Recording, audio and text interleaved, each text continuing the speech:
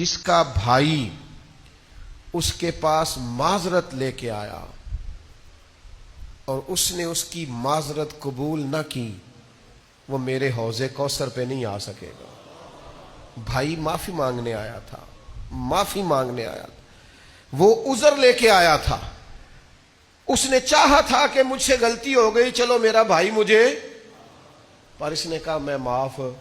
فرمایا ٹھیک ہے پھر تو حوض کوثر پہ نہیں آ سکے، معاف کر دیں بھائیوں کو،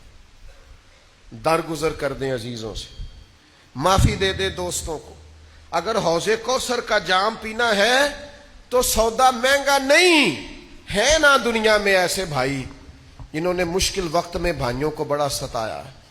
ہیں، جنہوں نے جائیداد کے معاملے میں بھائیوں کو بڑا ستایا ہیں،